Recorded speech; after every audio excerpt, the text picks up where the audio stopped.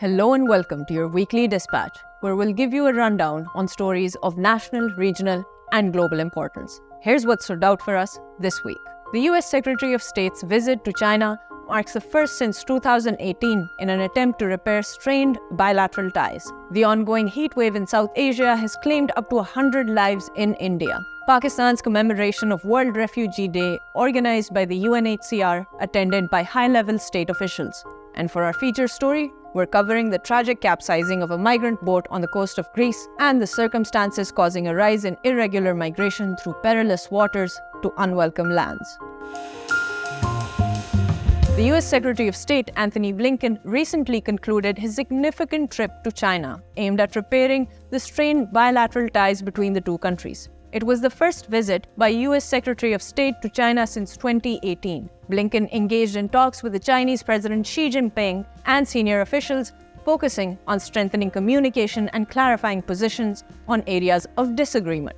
Both sides acknowledged the need to stabilize the relationship and described the talks as productive and constructive. One major issue contributing to the strained relationship is Taiwan, with Beijing accusing the US of disregarding its traditional position on the One China policy and Washington in turn raising apprehension regarding alleged Chinese design to take Taiwan by force. Another point of contention is their different stances on the Russia-Ukraine conflict. In recent years, tech rivalry has also intensified, with the US blocking China's access to advanced chip technology and China banning key infrastructure operators from buying products from US tech giant Micron. Blinken's visit marks an important step in addressing these issues and emphasizing the importance of communication and conflict prevention. Moving on to South Asia, a devastating heatwave has struck two highly populated states in India, resulting in the reported deaths of at least 100 people. The affected regions are Uttar Pradesh in the north and Bihar in the east. However, authorities have raised doubts regarding attributing these unfortunate deaths to a heat wave, as over half of them occurred in a single district. The district of Balia in Uttar Pradesh witnessed more than half the number of deaths, leaving officials puzzled. They found it perplexing that other areas equally scorching under high temperatures did not experience the same fatality rates. This unfortunate incident highlights the growing concerns over the impact of human-induced climate change. A comprehensive study by The Guardian newspaper reveals that a substantial portion of extreme weather events, approximately 71% out of 500 analyzed, have been exacerbated or made more likely due to climate change caused by human activities. According to scientists, heat waves have worsened over 30 times in different parts of Asia. Climate change can lead to an increase in the frequency, duration, and intensity of heat waves, posing significant risks to human health,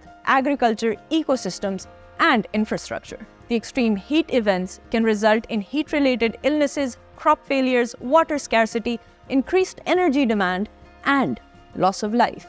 Here in Pakistan, the UN Refugee Agency and the government of Pakistan came together on the 20th of June to observe World Refugee Day.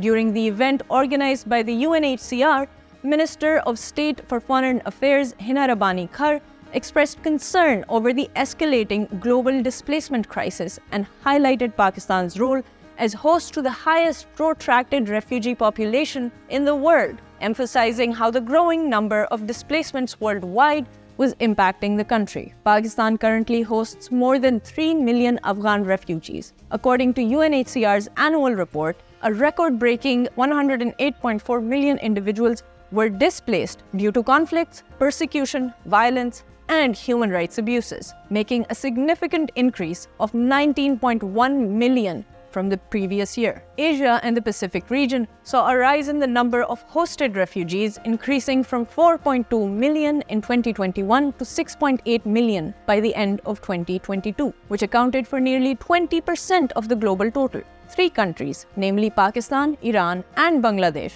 hosted over 90% of all refugees in the region. On World Refugee Day, these numbers serve as a reminder to acknowledge the resilience and courage of displaced individuals globally, while emphasizing the urgent need for greater efforts to address the ongoing crisis. And now for our feature story. In a devastating and heart-rending incident in the Mediterranean Sea, a vessel carrying more than 700 people, including 400 Pakistanis, according to some reports, capsized, leaving only 104 survivors and little hope for finding more. So far, bodies of around 80 individuals have been retrieved from the water. While human traffickers prey on people's financial insecurities and their dreams of a better future in Europe, the motivation for leaving Pakistan is also rooted in economic circumstances. In the previous year alone, 800,000 Pakistanis sought better economic prospects abroad, driven by soaring inflation, a 30% devaluation of the rupee in 2020, and the devastating impact of cataclysmic floods on the rural poor. The urban middle class, facing poverty, has been particularly affected, while others have sought the illegal route in search of economic prospects. According to the Federal Investigation Agency, in 2022, approximately 19,000 people were prevented from leaving through land or air routes, while another 10,000 individuals were intercepted this year. Additionally, European countries deported more than 34,000 undocumented Pakistani migrants in 2022 alone. While calls for crackdowns on human traffickers have grown, the European Union has also faced criticism for its perceived unjust anti-immigrant policies. Instances of ignoring distress calls, leaving people adrift at sea for days, and the militarization of borders have drawn condemnation. Moreover, the discontinuation of the Mare Nostrum program, the first state-sponsored naval mission aimed at saving lives at sea, has been viewed as a significant setback. This latest tragedy highlights the tragic loss of life,